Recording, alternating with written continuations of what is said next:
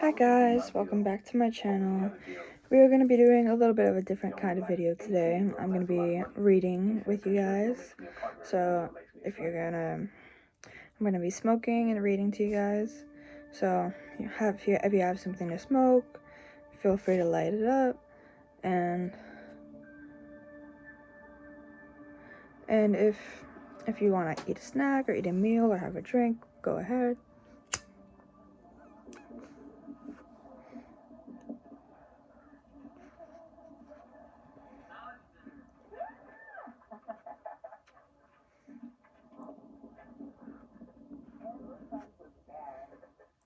I still feel like I'm dreaming.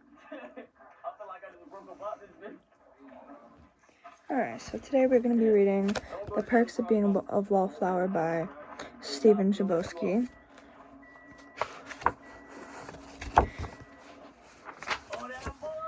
I've read this book so many times. And the author says it's for his family. Alright, part 1. August 25th, 1991. Dear friend, I'm writing to you because she said you listen and understand and didn't try to sleep with that person at that party, even though you could have. Please don't try to figure out who she is, because then you might figure out who I am, and I really don't want you to do that. I will call people by different names or generic names because I don't want you to find me. I didn't enclose a return address for the same reason. I mean nothing bad by this. Honest. I just need to know that someone out there listens and understands and doesn't try to sleep with people, even if they could have. I need to know that these people exist. I think all of you people will understand that because I think all of you people are alive and appreciate what that means. At least I hope you do, because other people look to you for strength and friendship, and it's that simple. At least that's what I've heard. So, this is my life, and I want you to know that I am both happy and sad, and I'm still trying to figure out how that could be. I try to think of my family as a reason for me being this way, especially after my friend Michael stopped going to school one day last spring and we heard Mr. Vaughn's voice on the loudspeaker. Boys and girls, I regret to inform you that one of our students has passed on. We will hold a memorial service for Michael Dobson during assembly this Friday. I don't know how news travels around school and why it is very often right. Maybe it was in the lunchroom. It's hard to remember. But Dave with the awkward glasses told us that Michael killed himself. His mom played bridge with one of Michael's neighbors and they heard the gunshot. I don't really remember much of what happened after that, except my older brother came to Mr. Vaughn's office in my middle school and told me to stop crying. Then he put his arm on my shoulder and told me to get it out of my system before Dad came home.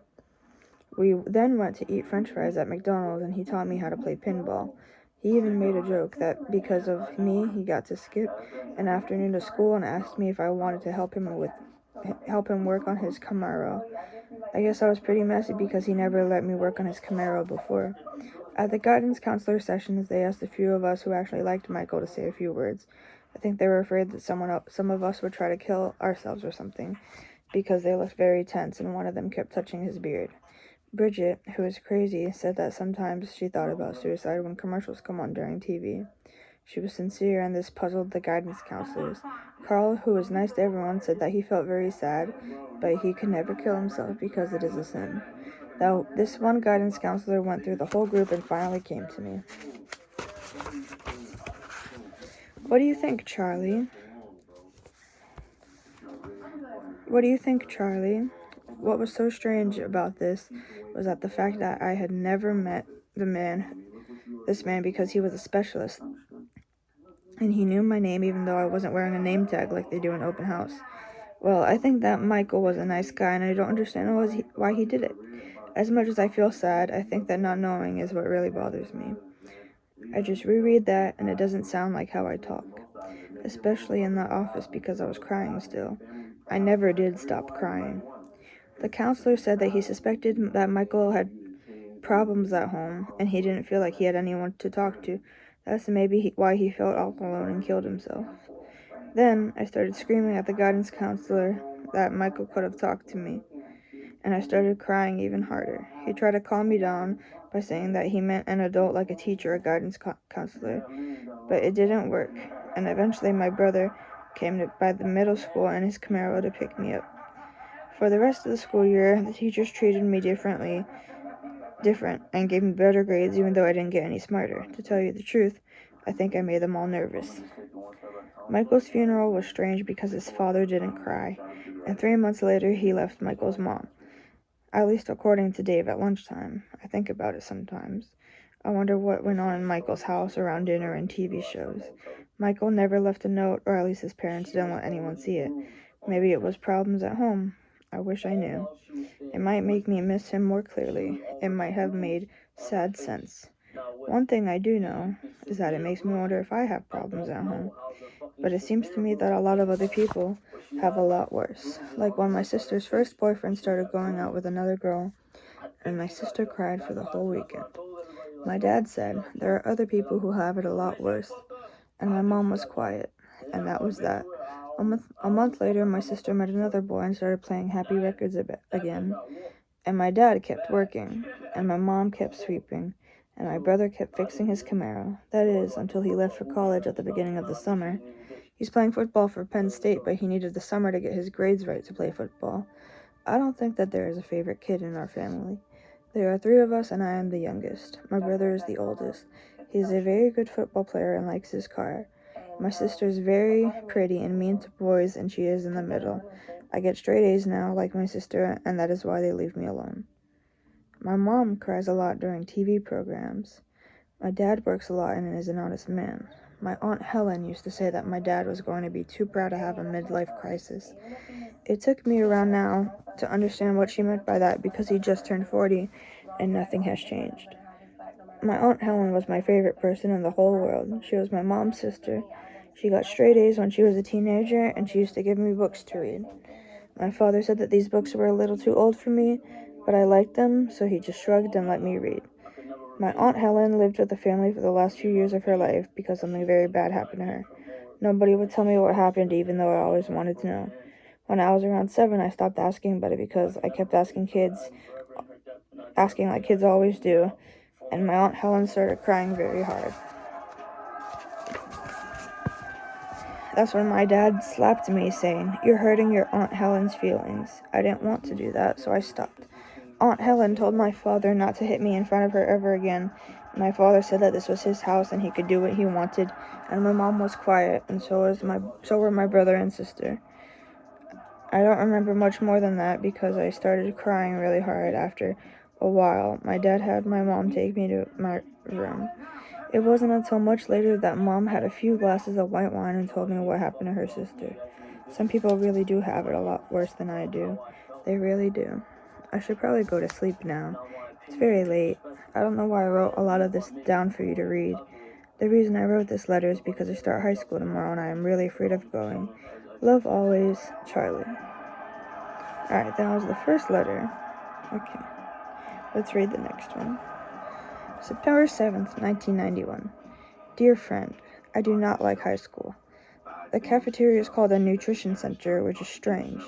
There is this one girl in my advanced English class named Susan. In middle school, Susan was very fun to be around. She liked movies, and her brother Frank made her tapes of this great music that she shared with us.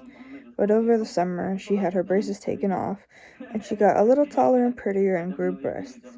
Now, she acts a lot dumber in the hallways, especially when boys are around. And I think it's sad because Susan doesn't look as happy.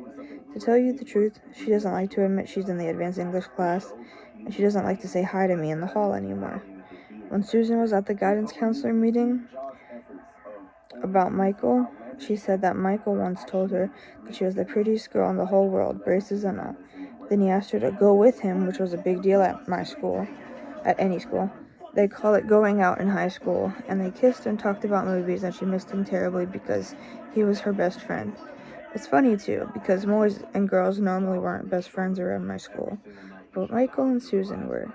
Kind of like my Aunt Helen and me. I'm sorry, my Aunt Helen and I. That's one thing I learned this week. That and more consistent punctuation. I keep quiet most of the time, and only one kid named Sean seemed to really notice me. He waited for me after gym class and said really immature things like how he was going to give me a swirly, which is where someone sticks your head in the toilet and flushes to make your hair swirl around. He seemed pretty unhappy as well, and I told him so. Then he got mad and started hitting me, and I just did the things my brother taught me to do.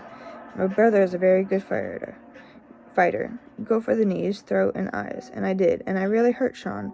And then I started crying, and my sister had to leave her senior's honors class and drive me home.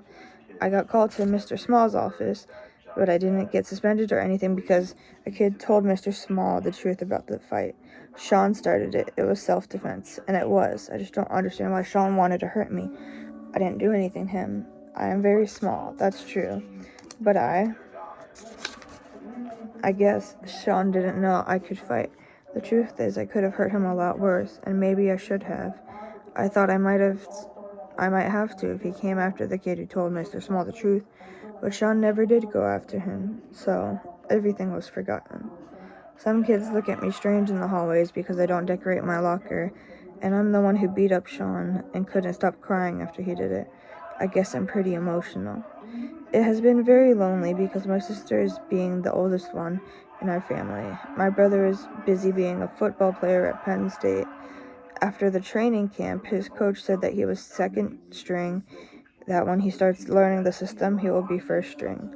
My dad really hopes he will make it to the pros and play for the Steelers.